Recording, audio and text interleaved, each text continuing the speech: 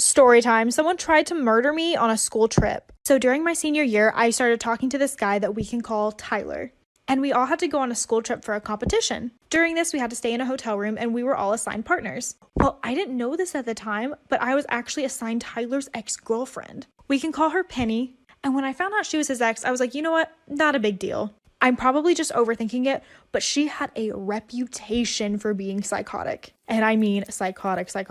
Since we were all in close quarters, it didn't take her long to figure out that I was talking to her ex, and she went crazy on me. She basically threatened me by saying that if she ever saw me with him again, I wouldn't be coming home to my family.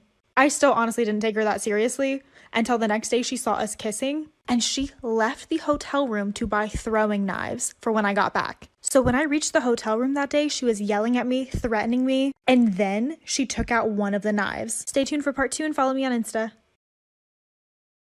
Part 2 to me almost getting murdered on my school trip. So when Penny took out one of the knives, she literally threw it right at me. Somehow it only managed to land 5 inches from me and I was okay. So I took off running out of the hotel room. I immediately went to our director, and literally because her parents fund most of the band stuff, he straight up couldn't care less. I told my mom, who happened to work with the superintendent's wife, so she told her the whole story and gave my mom his phone number. Let's just say they were suspended and the teacher was fired. She swore up and down that her and Tyler were going to get back together, but it's been 3 years later and she's still crazy and he still hates her, and I'm still with him. So I guess the moral of the story is please take it seriously if someone threatens you, especially if it's a crazy ex. Love you guys. Follow my Insta and DM me if you have your own story that you want to share.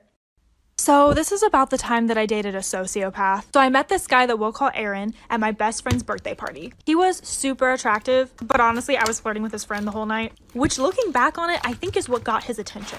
By the end of the night, he went out of his way to talk to me, and I noticed just how absolutely charming he was, and I was shocked that he was single. So he asked for my number, and I of course gave it to him. And for our first date, we ended up going hiking. PSA for your safety, I do not recommend this for a first date. While everything seemed fine originally, this is where the conversation got weird. He talked to me about how he was attracted to me because I was going into the mental health field. He feels like no one can figure him out. He struggled with relationships for years because he continually puts on masks for people, but they can only last for so long before they come off and a breakup occurs and the other person sees his true self. But he says that this is why he's so good at sales. He's able to be whoever he wants to be for each person. He customizes it. Never once did he talk about his own emotions regarding situations, just his protection of his own reputation, as if he sees people as a way to get something or protect something. Soon I was contacted by a family member. Stay tuned for part 2. Hey guys, so welcome to part 2 of me dating a sociopath. So his cousin reached out to say that this is what he does to girls. He stays in someone's life for a little bit, absolutely destroys it, and then pieces out. The person that he dated before me was a mom of 2 kids. He walked into her life, pretended to be a father figure, and then once he couldn't hold that mask for too long, he left. He only lasted like 3 months. Of course, me being absolutely stupid, I decided to continue dating this person. Part of it was because I was attracted to them, and another part was just pure fascination. He always told me what I wanted to hear. Looking back on it, I know that I was just another person that he customized whatever he had to say to, but not only did he win me over, he went out of his way to impress every single person in my life so that he would for sure have an in. And then on my birthday of last year, he called me to tell me he was too busy to date me. And I was beyond upset with myself for seeing so many red flags and still continuing. And that's when one of his best guy friends reached out to me, saying that he had been dating my best friend's little sister the entire time, talking to her, going on dates with her, having her over right after me, completely two-timing. I cut him off and haven't heard from him in a year. Until last week. Stay tuned and follow me on Instagram.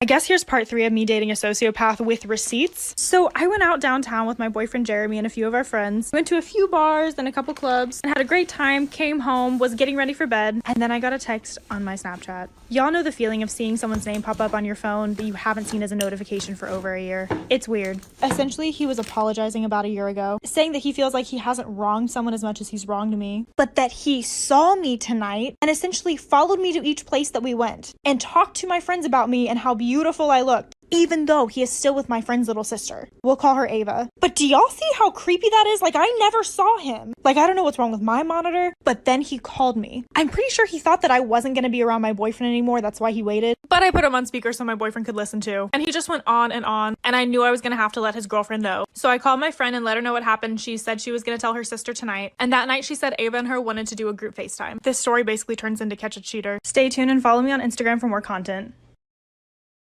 Okay, here's part 4 to dating a sociopath. So I got on the phone with my best friend and Ava said, and I quote, that Aaron let her know about the phone call and the text messages, but said it was because my boyfriend and I were following him around the entire night. What? She already knew that it was sus, and she had been having a gut intuitive feeling that the relationship wasn't okay for the past few weeks. So me showing her the message kind of just confirmed her feelings, and she was going to confront him on it and give him a chance to explain himself. Well, this man decides to contact me again. I immediately text Ava and send her the messages, and he asked to call me a second time. This is when we decide to record the phone call. If you guys want, I can put in a few of the clips just so you can see how this man finesses and charms. But during this phone call, he essentially said that the text messages between me and him made him come to the conclusion that his relationship with Ava was not at its best, and he was going to meet with her to break up with her, but that they were obviously still going to be friends, and he was only concerned about his reputation and his standing with their family. This makes me wonder what he's even saying to other girls, since he's saying this with someone that's so close to them. Stay tuned for the update and add me on Instagram.